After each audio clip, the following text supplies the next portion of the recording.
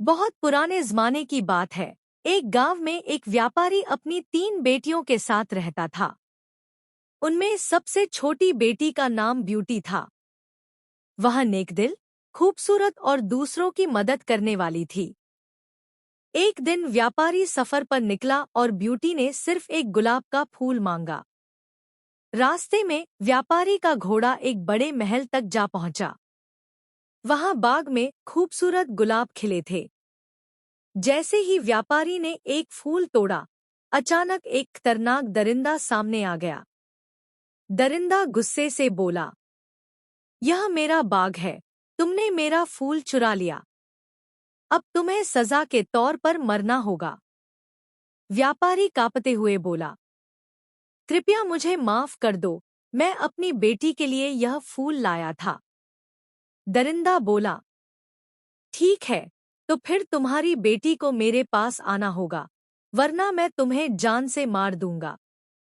जब व्यापारी घर लौटा और सारी बात ब्यूटी को बताई तो ब्यूटी ने बहादुरी से कहा, अब्बा जी, यह मेरी वजह से हुआ है, मैं महल जाऊंगी।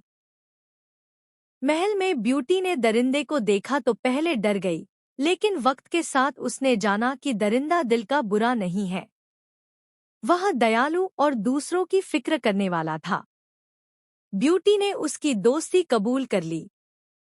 कुछ दिन बाद ब्यूटी को खबर मिली कि उसके पिता बीमार हैं।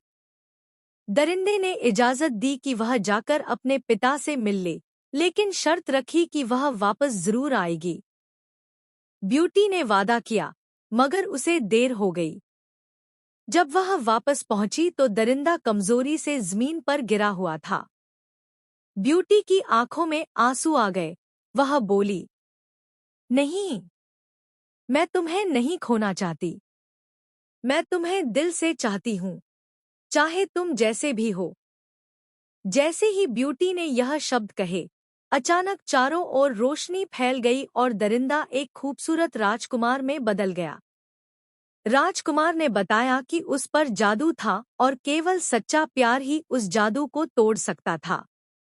इस तरह ब्यूटी और राजकुमार खुशी खुशी रहने लगे और सबने यह सबक सीखा कि असली खूबसूरती दिल की नेकी में है, बाहरी रूप में नहीं।